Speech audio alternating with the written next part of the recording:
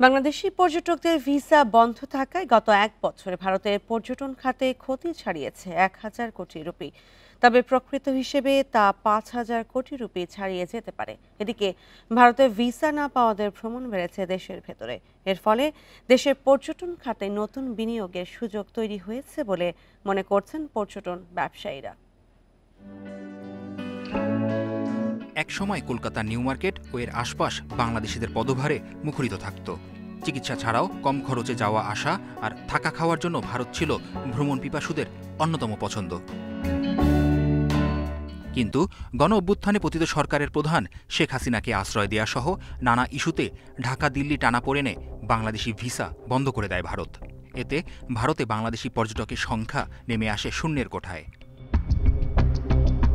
ফলে গত এক বছরেই ভারতের অর্থনৈতিক ক্ষতি 1,000 কোটি রুপিরও বেশি। প্রকৃত হিসাবে যা 5,000 কোটি রুপি ছাড়িয়ে যেতে পারে।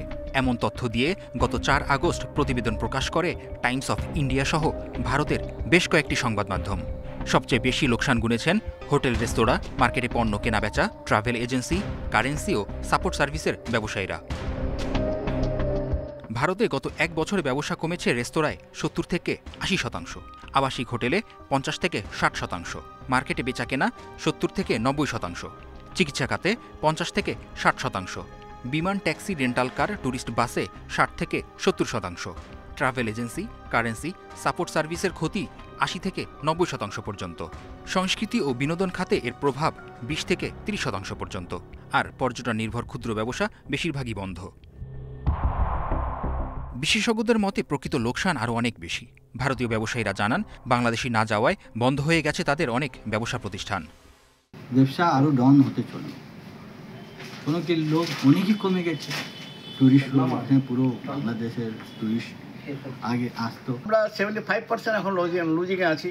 হ্যাঁ, তখন ধরুন অ্যাভারেজে এভরি ডে 5,000 4,000 এরকম লোক আসতেন।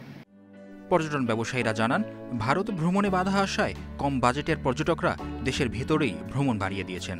এতে ঘুরে দাঁড়াচ্ছে দেশের পর্যটন। কক্সবাজার, সিলেট, বান্দরবান, রাঙামাটি সহ দর্শনীয় স্থানে বেড়েছে পর্যটকদের আনাগোনা। দেশের অভ্যন্তরে ভ্রমণ বেড়েছে কক্সবাজারে 40%, বান্দরবান, রাঙামাটিতে 30% এবং সিলেটে 35% পর্যন্ত। ভারতে ভিসা না দিলে আমাদের দেশে বরং আমাদের পর্যটন খাতকে যদি উৎসাহিত করা হয়, আমাদের অর্থনৈতিক অবস্থাটা আরও বেশি উন্নতি লাভ করবে। এখন ভারতে টুরিস্ট যেতে পারছে না, এতে করে অনেক টুরিস্ট হয়তো তাদের চাহিদা মেটাতে পারছে না। এর কিন্তু একটা ভালো দিক আছে যে সেই টুরিস্টগুলো যদি আমরা আমাদের দেশের ভিতর ধরে রাখতে পারি, একাধারে আমাদের কারেন্সি সেভ হচ্ছে, প্লাস কর্মসংস্থান বা অন্যান্য অর্থনৈতিক কর্মকাণ্ড বৃদ্ধি পাবে। তো এই অ্যাডভান্টেজটা আমাদের নেওয়ার এখন হাতে সুযোগ আছে এবং এর কিছু প্রভাব আমরা পাচ্ছি, এতে করে কোনো সন্দেহ নেই। দেশের পর্যটনের এই ইতিবাচক ধারা ধরে রাখতে সুষ্ঠু ব্যবস্থাপনা, নিরাপত্তা ও অবকাঠামো উন্নয়নের উপর জোর দিচ্ছেন সংশ্লিষ্টরা। এইটা প্রবর্তিত হলে তখন আমরা পর্যটন সংক্রান্ত তথ্যগুলো মোটামুটি ভালো তথ্য পাবো। মেহেদী হাসান, ইন্ডিপেন্ডেন্ট নিউজ, ঢাকা।